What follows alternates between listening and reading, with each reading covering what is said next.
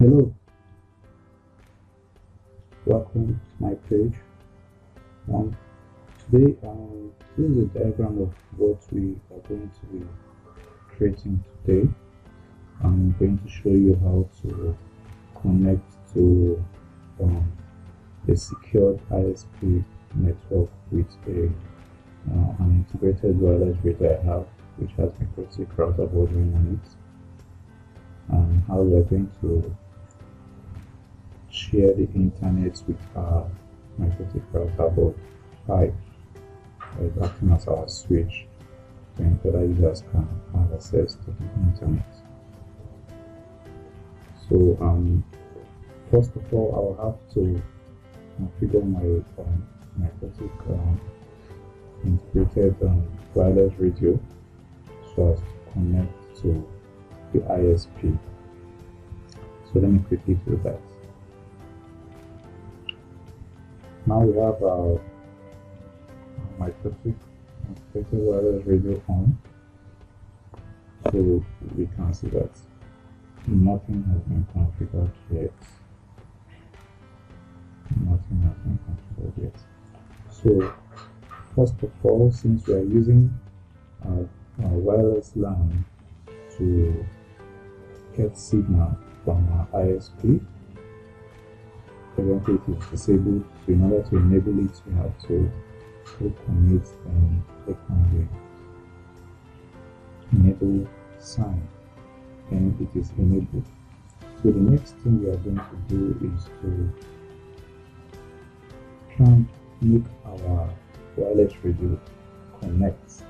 Now if I should go straight, if I should have clicked on it and try to connect to it, it won't connect, it won't associate with the ISP radio. So let's just try and see if we can actually connect.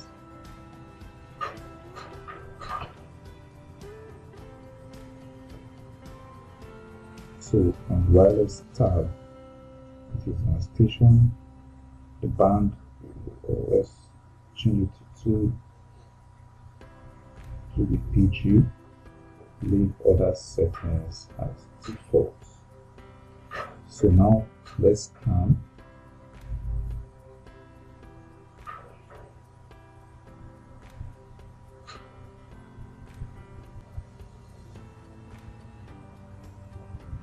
So now we have our radio. Now let's try and connect to it.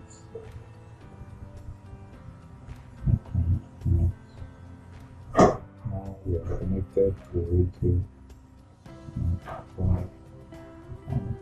Okay. So here we can see that we seem to be connected to the radio, but it is not running yet. So let's see, connected to the radio. Let's check the status. It can't seem to be actually communicating with the radio, so it has not fully authenticated to the radio. The reason is because our ISP is using a secure connection, which is a WAP2 connection. So presently, when we go to the general tab on the security profile, it's using the default security profile. So this is preventing it from actually associating with the ISP. So what we need to do now is to try and create our own security profile. On Mikrotik, basically this is default way, so you have to do it yourself. So we'll try and create a security profile of our own, where we have to include all the settings that we need to associate with the ISP. So quickly, let me go and do that. In order to do that, we'll come to the wireless menu. Then we'll come to the security profile. We'll click on the plus sign. Then we have to name it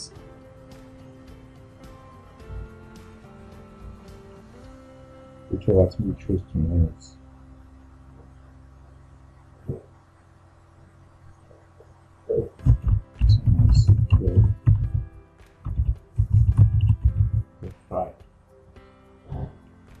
to dynamic keys. So we have to select the one that is appropriate to us. But in case you don't know which one your ISP is using, you just tick all.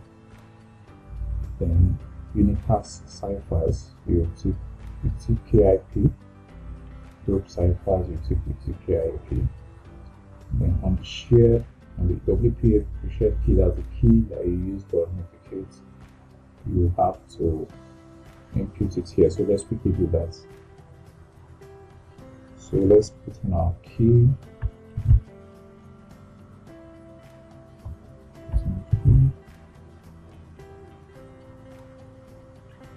Then that's all. We just have to leave every other settings as default.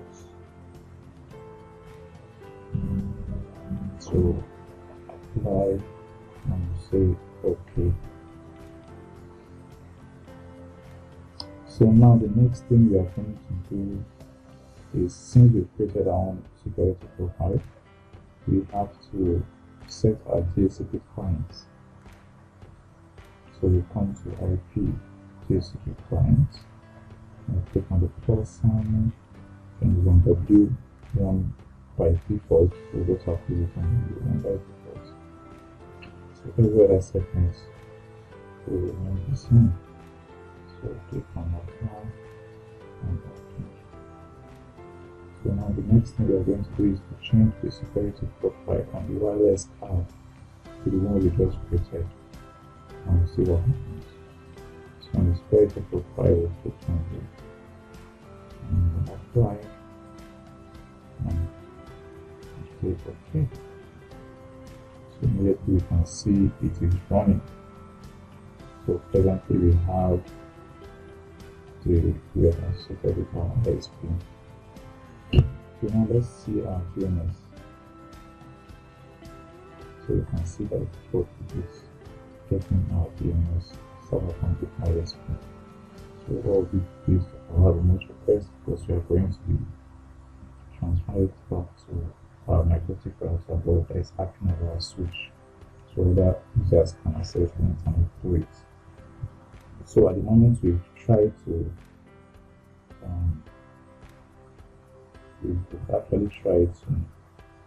be able to connect to our ISP. So these are short gateway.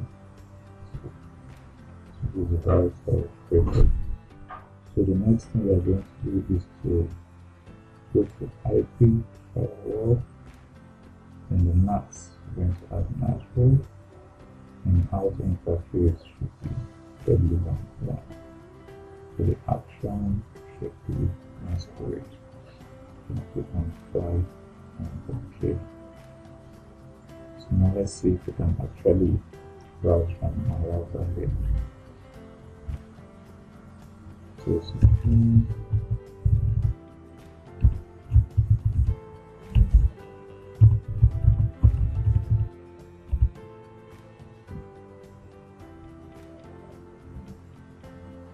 So here we are, our router is responding. So now the next thing we are going to do, I'm going to power up my Mikrotik router board that is acting as our switch. And we are going to connect this particular Mikrotik to the router board as a switch, and see how we can configure that one as well. So let's go. Yeah, quickly before we go, let's configure a TCP server on our Ether 1, so we can be able to give our switch. We want to control the IP that is going to be given out to the Mikrotik switch. So we don't want the Mikrotik switch to have control over the IP address. So we are going to control this server on this particular router board 4. So let's quickly do that.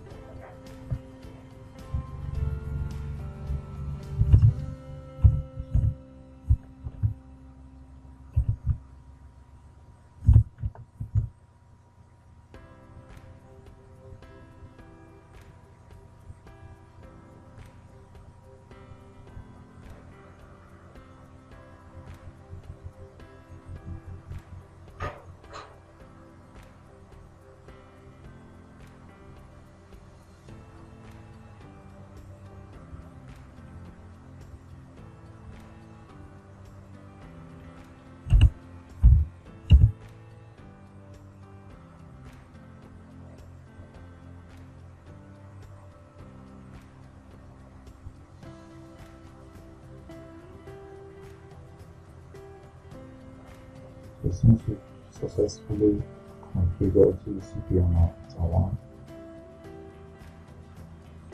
the next thing we're going to do is to power up our Mikrotik switch, then do the necessary configuration. Okay, so we've powered up our Mikrotik switch. So quickly, what we're going to do is to try and create the bridge. I'm going to name it the LAN.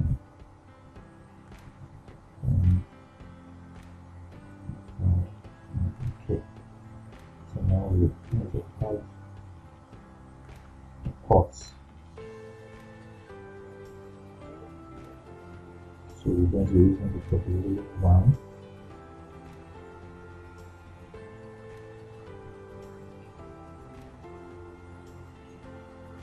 Going to be using the W1. So we're using the line interface first. So let's click on that file.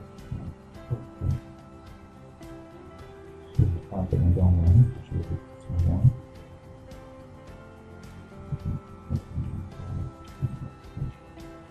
So the next thing we're going to do is to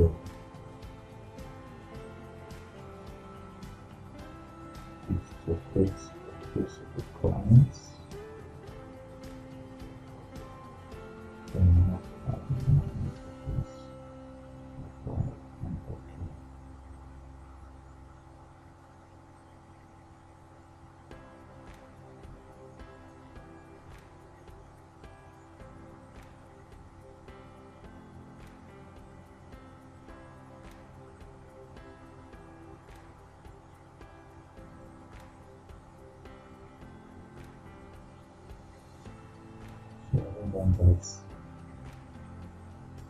That's all we need to do from here. So we'll just enable this. So as soon as we connect the cable that is coming from our wireless radio to the Mikrotik switch, it's automatically going to pick up that is coming from the wireless radio itself, and it's going to distribute it to any user connecting to the switch. So let me quickly connect it and I'll be right back. Let me quickly configure the wireless LAN to be an AP, so we can actually connect to it wirelessly. So we exercise the bits.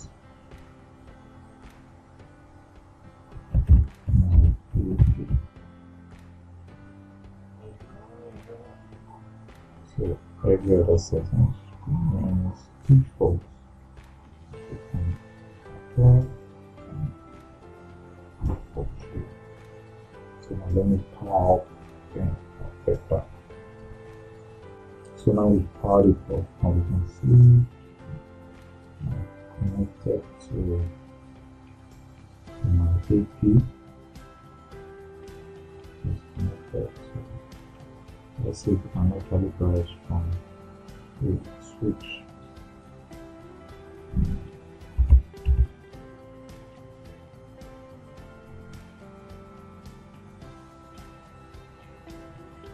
So you can see it's responding. So now let's see if we can browse on our system. Our browser is up. Let's go to channel.